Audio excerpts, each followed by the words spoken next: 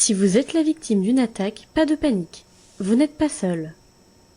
Voici quelques conseils d'urgence pour vous aider à faire face à cette situation. Gardez votre calme et soyez très vigilant. C'est primordial pour ne pas aggraver la situation.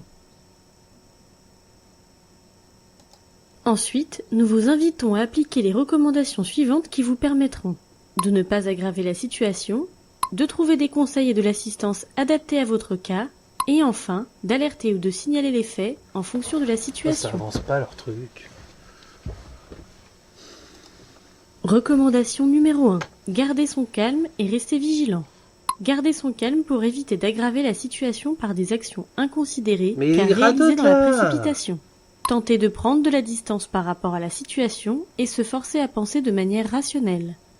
Notez la chronologie des événements et relevez les éléments qui pourront être utilisés pour expliquer les faits ou... Recommandation numéro 2. Venir sur le site cybermalveillance.gouv.fr pour trouver des informations utiles et une possibilité d'assistance technique. Vous y trouverez un outil d'assistance en ligne pour vous conseiller, vous orienter et vous proposer l'intervention d'un spécialiste. Le diagnostic, comprendre de quoi l'on est victime. Les conseils, bénéficier de recommandations et de propositions d'orientation adaptées à votre cas. La mise en relation. Obtenir l'intervention d'un professionnel spécialisé de proximité qui pourra réaliser les opérations techniques que l'on ne sait pas faire par soi-même. Alors attends. Bénéficier de recommandations, de propositions, d'orientation adaptées à votre cas. Alors, trouvez des... Introduction. La mise en relation, obtenir l'intervention d'un professionnel spécialisé de proximité qui pourra réaliser des opérations techniques que l'on ne sait pas faire seul. Alors attends, là c'est qu'en cas d'introduction, je crois que j'ai pas trop fait attention là. Mais le prestataire, c'est une faille de sécurité, hein, je te le dis clairement. Clairement, c'est faille de sécurité le prestataire. Hein. Recommandation numéro 3, ne pas rester seul. En parler et demander conseil à des proches, amis, famille, etc., des collègues. Signalez les faits sur des plateformes dédiées qui permettent d'améliorer la protection collective. Signal spam, internetsignalement.gouv.fr, Perceval. Obtenir une écoute adaptée auprès d'acteurs spécialisés. e-enfance, 3018, France Victime. Gardez son calme, cherchez de l'aide et signalez. Les premiers pas vers la solution. C'est tout ? Que faire si je suis victime d'une attaque? Cliquez sur la séquence de votre choix. En cas de hameçonnage. Que faire en cas d'hameçonnage? En cas de doute, contactez directement l'organisme concerné pour confirmer le message ou l'appel que vous avez reçu. Si vous avez communiqué des éléments sur vos moyens de paiement ou si vous avez constaté des débits frauduleux sur votre compte bancaire, faites opposition immédiatement auprès de votre organisme bancaire ou financier. Si vous avez communiqué un mot de passe, changez-le immédiatement ainsi que sur tous les autres sites ou services sur lesquels vous l'utilisiez. Signalez les courriels suspects à Signal Spam et les SMS au 33 700. Pour toute recommandation complémentaire, venez consulter notre article et sa fiche réflexe sur cybermalveillance.gouv.fr.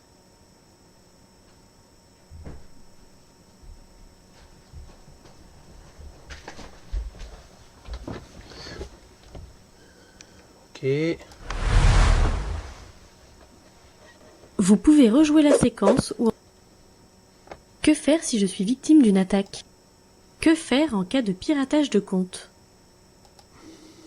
Si vous ne pouvez plus vous connecter à votre compte, contactez le service concerné pour signaler votre piratage et demander la réinitialisation de votre mot de passe.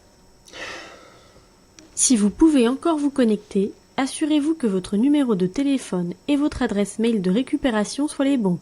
Sauvegardez les preuves, capture d'écran, photos et supprimez les éléments modifiés par le pirate, éventuelle redirection, en restaurant vos propres réglages. Changez au plus vite votre mot de passe ainsi que sur tous les autres sites ou services sur lesquels vous l'utilisiez et choisissez-en un solide. Si possible, activez la double authentification. Informez tous vos contacts de ce piratage pour qu'ils ne soient pas victimes à leur tour des cybercriminels qui les contacteraient en usurpant votre identité. Vérifiez qu'aucune publication ou commande n'a été réalisée avec le compte piraté. Si c'est le cas, sauvegardez les preuves, capture d'écran, photos, supprimez ces publications ou annulez ces commandes. Pour toute recommandation complémentaire, venez consulter. Par contre, en fonction des comptes, Vous pouvez rejouer la séquence. C'est pas toujours le cas. Que faire si je suis victime d'une attaque? Cliquez sur la séquence de votre choix. Que faire en cas d'attaque par rançongiciel? Rançongiciel. Alors. Débranchez l'appareil d'Internet ou du réseau informatique. Ouais. Ne payez jamais la rançon réclamée car vous n'êtes pas certain de récupérer vos données et vous alimenteriez le système mafieux. Appliquez une méthode de désinfection et de déchiffrement lorsqu'elle existe. Effectuez une restauration complète de votre ordinateur. Reformatez et réinstallez un système sain, puis restaurez les copies de sauvegarde des fichiers perdus. Pour toute recommandation complémentaire, venez consulter notre... Vous pouvez rejouer... Que faire si je suis victime d'une attaque? Cliquez sur la séquence. Que faire en cas de fraude au faux support technique? Ne répondez pas aux sollicitations et n'appelez jamais le numéro indiqué. Moi, je l'appelle, ça me fait marrer. S'il semble bloqué, redémarrez votre appareil. Cela peut suffire à régler le problème. Si votre navigateur reste incontrôlable, purgez le cache, supprimez les cookies, réinitialisez les paramètres par défaut et si cela ne suffit pas, supprimez et recréez votre profil. Désinstallez toute nouvelle application suspecte présente sur votre appareil et faites une analyse antivirale complète de votre appareil. Si un faux technicien a pris le contrôle de votre appareil, désinstallez le programme de gestion à distance et changez tous vos mots de passe. Si vous avez fourni vos coordonnées bancaires ou numéro de carte de crédit, faites opposition auprès de votre organisme bancaire ou financier. Pour toute recommandation complémentaire, Un petit quiz. Le quiz est maintenant débloqué. Quiz. Testez vos... Vous avez parcouru les séquences sur les bons réflexes à adopter en cas d'attaque. Êtes-vous sûr de les avoir bien mémorisés? On va voir. C'est ce que vous allez découvrir en répondant à ce quiz. Maintenant, Ok, vas-y. que faire en cas d'hameçonnage? Cliquez sur les cibles pour sélectionner les bonnes réponses. Très bien la musique là. Contactez directement les personnes de l'organisme à l'origine de la demande. De bonnes réponses en point. Faites opposition si vous avez transmis les informations. Alors.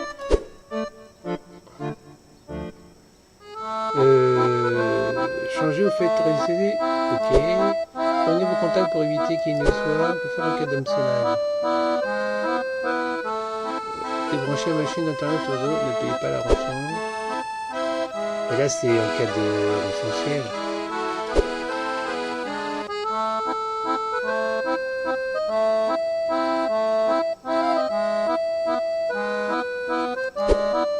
Faites opposition si vous avez transmis.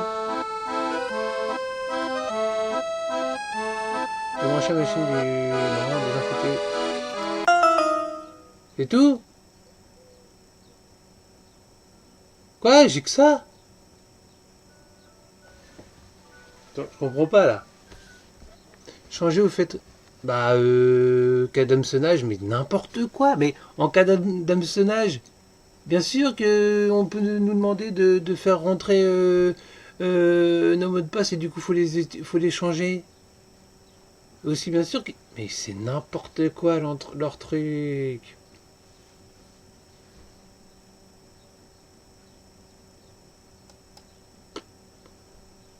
Je sais pas, je suis... Que faire en cas de piratage de compte? Cliquez sur les cibles pour sélectionner.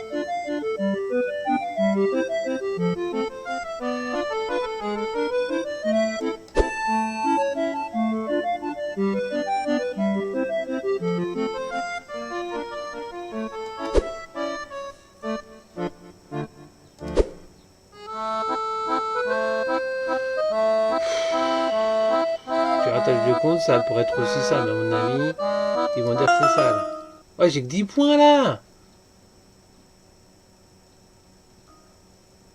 Mais n'importe quoi. Mais c'est du délire.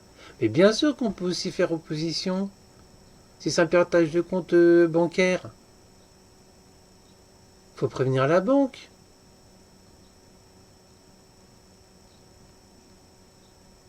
C'est complètement déchiré leur truc. Hein. Que faire en cas d'attaque par rançongiciel? Cliquez sur les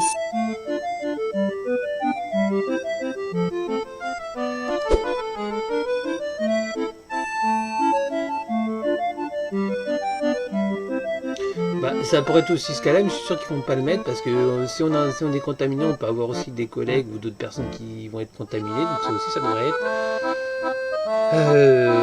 Débrancher la machine, ok. Faites. On pourrait. Je vais dire que c'est les deux, mais bon. Ouais, ok. Faut comprendre leur logique, hein. Putain. Que faire en cas de fraude au faux support technique?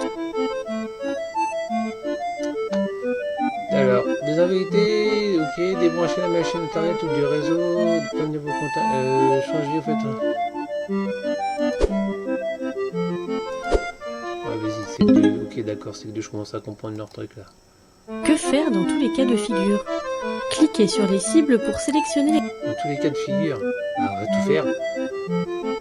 Ça pour moi, et tenter de me débrouiller tout seul. Allez chercher des informations sur les forums. Restez calme et vigilant. Venir chercher des conseils d'assistance adaptée. Ouais, ne rien faire, ça finira par... Putain, mais c'est n'importe quoi, c'est vraiment bidon leur truc. 80 sur 100.